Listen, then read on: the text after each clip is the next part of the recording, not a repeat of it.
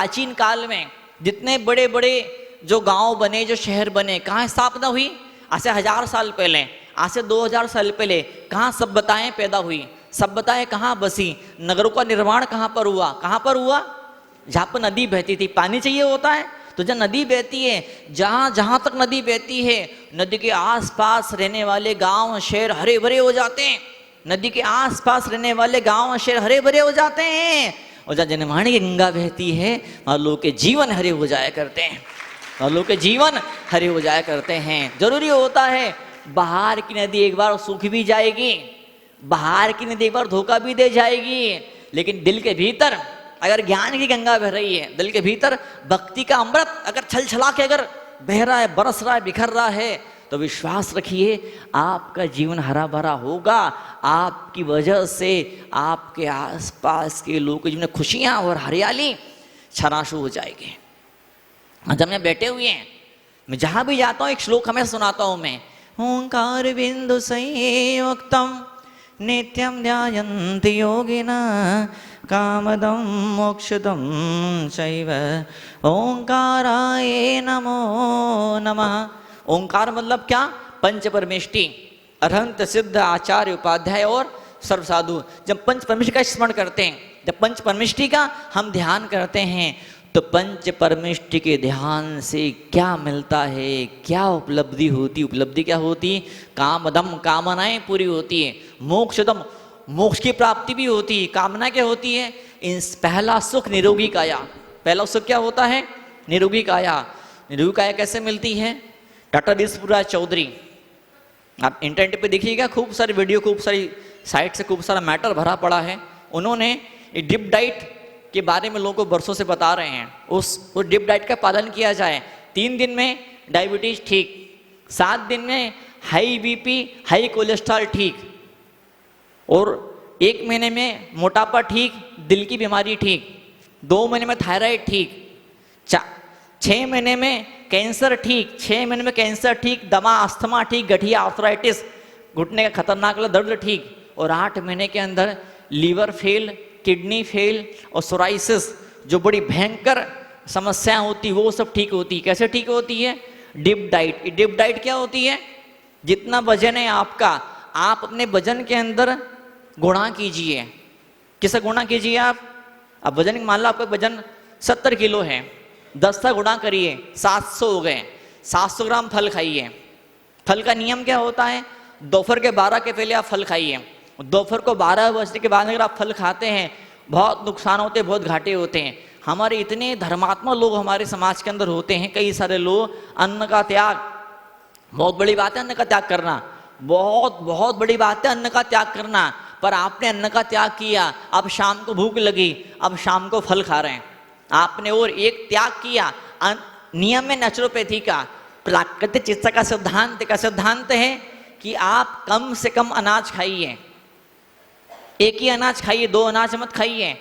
16 साल के बाद में दाल हजम होना बंद हो जाती है, दाल नुकसान करती है। प्रोटीन अगर आपको चाहिए तो प्रोटीन को पाने के लिए नारियल का पानी होता, नारियल की गिरी होती है, नारियल खाना शुरू करिए।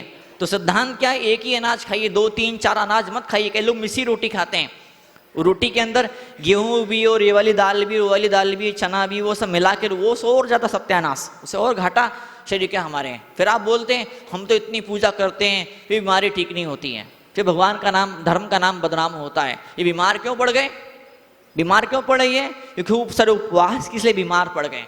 बीमार क्यों पड़ गए? एक आसन करते हैं इसलिए बीमार पड़ गए। बीमार क्यों पड़ गए? इन्होंने खूब सारा त्याग कर दी इसलिए बीमार। अरे त्याग से बीमार नहीं पड़ता कोई, उपवास एक आसन कोई बीमार नहीं पड़ता है। बीमार क्यों पड़ते हैं? अनाप शनाप खाने से। आप कहेंगे हम तो लिमिटेड खाते हैं, हम तो अटरम सटरम नहीं खाते हैं, अच्छी बात है, लेकिन जितने ज़्यादा अनाज खाएंगे उतना आपका घाटा होने वाला है। एक ही अनाज खाइए। कोई सी भी बीमारी है, अगर कोई सी भी बीमारी है, अगर कोई सी भी बीमारी है, छोटी या बड़ी, आप अनाज एक ही बार खाइए। जो 100% स्वस्थ हैं, जो कि 100% स्वस्थ है, उसके लिए है वो 2 बार अनाज खा सकता है। जो 16 साल से कम के बच्चे हैं वो 2-3 बार अनाज खा सकते हैं, 2-3-4 तरह के अनाज खा सकते हैं। जो गर्भवती महिलाएं हैं, जो पत्थर तोड़ने वाले जो मजदूर हैं, जो मेहनत पसीना बहाने वाले जो लेबर क्लास के लोग हैं वो चाहे कितनी बार खाएं, कितने प्रकार के अनाज खाएं, उन्हें सब हजम होने वाला, लकड़ा पत्थर सब उन्हें हजम होने वाला है।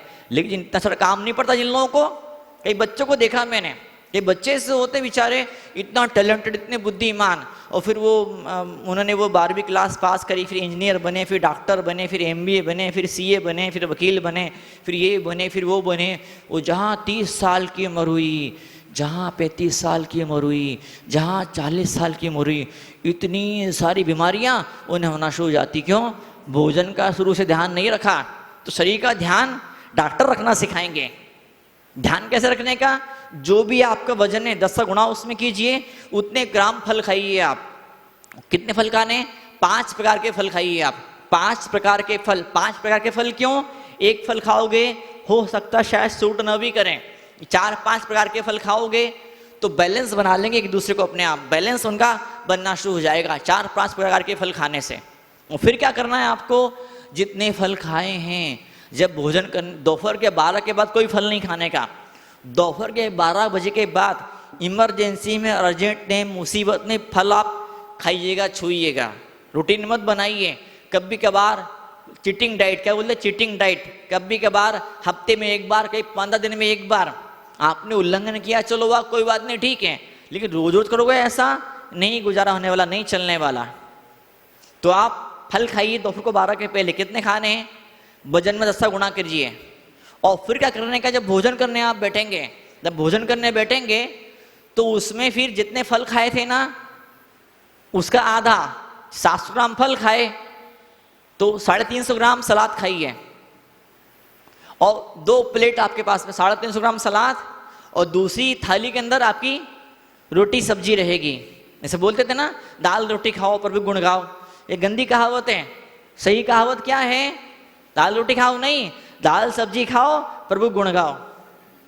दाल हजम नहीं होती, बोलता यूरिक, क्या बनता है? Uric acid. उससे क्या होता है? जोड़ों में दर्द पैदा होना शुरू होता है, और 10 नई बीमारी पैदा होना शुरू हो जाती है इंसानों को। दाल सब्जी खाओ प्रभु गुण गाओ। तो रोटी सब्जी खाओ प्रभु गुण गाओ। तो या फिर दाल सब्जी खाओ, एक दिन में एक ही अनाज खाने का है, या तो दाल सब्जी खाओ या फिर रोटी सब्जी खाओ। दाल रोटी नहीं खाने का, दाल चावल एक साथ नहीं खाने कभी। दाल चावल 2 अनाज नहीं खाने का, कम से कम एक अनाज खाइए, कम से कम एक अनाज खाइए। कई लोगों को देखा मैंने, उड़द की दाल के पकौड़े बना लिए, मूंग की दाल का कुछ चीले विले बना लिए, है कि नहीं? और फिर गेहूं तो खा ही रहे हैं, साथ में चावल भी खा रहे हैं, 4 अनाज खा रहे हैं। दाल भी अनाज में आती है, 4 अनाज खा रहे हैं, फिर 100 बीमारी पैदा हो रही है, फिर भगवान का नाम बदनाम कर रहे हैं। दादी तो एक आसन करती है, दादाजी तो एक आसन करते, दूसरी बार पानी की बूंद भी नहीं पीते हैं, और फिर भी देखो कितने बीमार पड़े। उनसे अच्छे तो हम हैं, ना कमर में दर्द है ना घुटने में दर्द है। फिर दादी बोलती, बेटा उम्र के हिसाब से दर्द हो ही जाता है, उम्र बढ़ती है कमजोरी आई जाती ना, उम्र बढ़ने से कमजोरी नहीं आई है। आज भी ऐसे दादा दादी हैं जो 100 पर हट्टे कट्टे हैं, 70 साल में, 80 साल में, 85 साल के अंदर, उनमें कोई कमी नहीं है, जवान फिर भी पीछे रह जाए, पर दादाजी आज भी पूरी एनर्जी है, दौड़ना भागना सारा।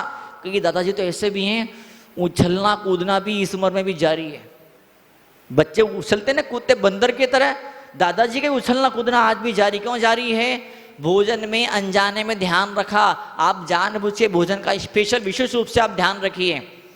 फल खाना है, वजन में 700 ग्राम फल खाना, 70 किलो वाले के लिए। 60 किलो वाला व्यक्ति है तो 600 ग्राम फल खाओ, 90 किलो वाला व्यक्ति है 900 ग्राम फल खाओ। और महाराज जी 900 ग्राम फल, बाप रे!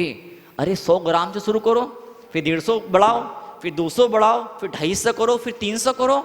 अगर आपको स्वस्थ रहना है, जिंदगी के मजे मौज आराम भोग विलास करने हैं, और साथ ही साथ धर्म के राह पर भी चलना है, कामदम मोक्षदम चाहिए, ओंकाराय नमः, भगवान की भक्ति शरीर के सुख भी देने वाली है। जो पुण्य करते हैं, पुण्य से शरीर भी स्वस्थ होता है। अगर पुण्य करने के बावजूद भी शरीर स्वस्थ नहीं रह पा रहा है, मतलब क्या है, कहीं भोजन में गड़बड़ शबड़ हो रही है, तो मात्रा ज़्यादा खा रहे हैं, या तो मात्रा ज़्यादा खा रहे हैं, ये विरुद्ध पदार्थ खाए जा रहे हैं। जैसे खरबूजा खाया, ऊपर से छाछ पी ली, या मान लो जूस पिया, ऊपर से पानी पी लिया, विरुद्ध पदार्थ एक साथ खाया। दूध पिया, दूध वाला आइटम लिया, साथ में खट्टे फल खा गए। आजकल बंदा फ्रूट क्रीम बनता है, दूध के अंदर दूध गाढ़ा करके उसमें खट्टे फल अंगूर वगैरह डाल देते, वो बड़ा नुकसान का घर होता है बड़ा। वो दूध में नमक डाल के पी रहे हैं, कई बार वो दूध का आइटम बनता है, उसमें एक चुटकी उसके अंदर नमक डालते हैं टेस्ट के लिए। टेस्ट तो आएगा, शरीर की बैंड बच जाएगी ऐसे में आपकी। तो अब सलाद खाइए। कितना सलाद? जब भी भोजन करना है आपको, 10 बजे भोजन करना कि 11 बजे करना है कि 1 बजे करना है, कितने बजे भोजन करना है, आप 2 प्लेट लीजिए। एक में सलाद रहेगा, जितना फल खाए थे उसका आधा सलाद खाएंगे। फिर अगर पेट में जगह बचती तो फिर आप रोटी सब्जी खाइए। पेट में जगह नहीं है, हाथ जोड़े नहीं खाने का। हमको स्वस्थ रहना है, भोजन का उद्देश्य है शरीर में एनर्जी होनी चाहिए, शरीर स्वस्थ रहना चाहिए, ये पहला उद्देश्य भोजन का हमारे। और आपने 50 रोटी खाई, 100 रोटी खाई और 1000 बीमारी, लाख बीमारी। क्या मतलब इसी रोटी सब्जी का? क्या मतलब इसे बाटी का? क्या मतलब पूड़ी पराठों का? बताइए मुझे आप। आज कितनी भयंकर सारी बीमारी हो रही है। जिन जिन बीमारियों के नाम हमने पहले सुने नहीं थे, बीमारियां आजकल लोगों को हो रही है। बताओ आप, इतने डॉक्टर, इतने हॉस्पिटल, इतनी दवाइयां, इतने ऑपरेशन, इतनी मशीनें, इसके बावजूद भी बीमारी बढ़ते जा रही। क्यों? भोजन ऊट पटांग खाया जा रहा है, पिज्जा, बर्गर, मार्केट के food, canned food, junk food, fast food, लेकिन नहीं, होटल का भोजन चाहिए। जब भोजन करेंगे तो सलाद खाएंगे इतना सारा तो शुरू में पेट भरेगा 15-20 दिन, लेकिन जब 15-20 दिन होंगे अपने आप मेटाबॉलिज्म बढ़ेगा, अपने आप भूख बढ़ेगी, अपने आप सलाद भी खा पाओगे। और सलाद खाने के बाद में पेट में इतनी जगह रहेगी, भोजन भी पेट के अंदर आएगा, इतनी जगह पेट में बची रह जाएगी। इस ढंग से अगर आप भोजन करते हैं तो फिर जो लिखा है किताब के अंदर, डायबिटीज 3 दिन में ठीक, कोलेस्ट्रॉल, हाई बीपी 7 दिन में ठीक। है कोई डॉक्टर? बोलो, है कोई डॉक्टर जो चैलेंज के साथ में बीमारी को ठीक करे? है कोई डॉक्टर? पता लगा लेना। 7 दिन में कौन सा डॉक्टर आपका कोलेस्ट्रॉल, बीपी, शुगर ठीक कर रहा? बता मुझे आप। कोई डॉक्टर नहीं है ऐसा। 1 महीने में दिल के, हार्ट के डिसीज ठीक, 1 महीने बिना दवाई गोली के हार्ट की बीमारी ठीक, 1 महीने मोटापा ठीक। लेकिन ये सिस्टम आपको फॉलो करना पड़ेगा। 2 महीने में थायराइड ठीक, 2 महीने थायराइड ठीक, और 6 महीने के अंदर कैंसर ठीक, अस्थमा ठीक, गठिया ठीक। तो आज से मंगल क्षण है, हम भगवान की पूजा करेंगे, यहाँ मन को मांजेंगे। क्या? एक सज्जन मुझसे पूछे, महाराज जी ये पूजा क्यों करने का, भक्ति क्यों करने का, ये जन्माने का साध्य क्यों, मुनियों का आहार दान क्यों, इससे क्या मिलता है? मैंने कहा देख, जो कहीं नहीं मिला, जो कभी नहीं मिला, जो किसी से नहीं मिलेगा वो इनसे मिल जाएगा। क्या? वो यहाँ आके मिल जाएगा। तो बोले थोड़ा बात कम उदाहरण देना पड़ता है। कई लोग ऐसे होते हैं तत्व की बात सीधी समझ में आती है, कई लोग ऐसे होते हैं उन्हें एग्जाम्पल पेश करना पड़ता है, उनके सामने क्या बोलते हैं, टेस्टिमोनियल, उनके सामने उदाहरण पेश करने पड़ते हैं। इसने हमारी इस व्यक्ति ने हमारी कंपनी का तेल खरीदा, शैम्पू खरीदा, और देखो एडवर्टाइज, टीवी का एडवर्टाइज, इतने लंबे बाल, क्यों? इस हीरोइन ने ये वाला शैम्पू लगाया। कोई ऐसा एड कभी नहीं दिखाते टीवी के अंदर, इस हीरोइन ने, इस लड़की ने हमारा शैम्पू लगाया, इसके बाल उड़ गए, इसके बाल सफ़ेद हो गए, इसके बाल मोटे कड़क हो गए। ऐसा एड आता कैसा? कोई एड नहीं आता है। क्यों? आपको अपने मन को फायदे दिखाने पड़ेंगे। जब तक आप फायदे नहीं मालूम पड़ेंगे, आप लाइफ में आगे धर्म के फायदे दिखाइए। वो बंदा मुझसे पूछता है, बोले क्या? इधर आ, मालनम्मा बैठी थी, मालनम्मा, बाकी मंदिर की जो मालनम्मा थी, जो बर्तन पूजा के विषय के बर्तनों को साफ सफाई करती थी, वो साफ सफाई कर रही थी। मैंने कहा ये क्या चीज़ है, ये क्या चीज़ है? बोले महाराज जी ये तो क्या राख है, तो राख से बर्तन क्लीन कर रही, घसरी साफ कर रही है। उनका देख ये राख से क्या हो रहा है, राख से वो बर्तन चमक रहे हैं। आजकल केमिकल आते हैं दुनिया भर के, वो तरह तरह केमिकल आते हैं, लिक्विड सोप आता है, बहुत नुकसान करता है, पेट में जाता है, बहुत खतरनाक भयंकर बीमारी पैदा होती है। जब से बच्चा पैदा हुआ नई बहू को, तब से बेचारी बीमार रहने लगी। जब तक जवान बिटिया को जब तक शुद्ध नहीं होती तब तो ठीक थी, जब से शुद्धि होना शुरू हो गई, जब से वो चक्कर शुरू हो गया 4 दिन का, तब से बीमार पड़ना शुरू हो गई। जब से भाई साहब ऑफिस में जाना शुरू हुए तब से ऐसा हुआ, जब से बेटा बाहर जॉब के लिए गया तब से ऐसा हो गया, तब से ऐसा नहीं हुआ है। वो जो केमिकल जा रहे हैं शरीर के अंदर, उन केमिकलों ने आपका सत्यानाश, घाटा बर्बादी कर दी आपकी। तो दादी अम्मा राख से बर्तन मांज रही थी। मैंने पूछा ये क्या चीज़? राख है। मैं कहा देख, राख बर्तन को चमका देगी, राख से यूज करेंगे तो बर्तन चमक नहीं पाएंगे, राख बर्तन को चमका देगी। वो ये चावल पूजा के तेरी आत्मा को चमका देंगे।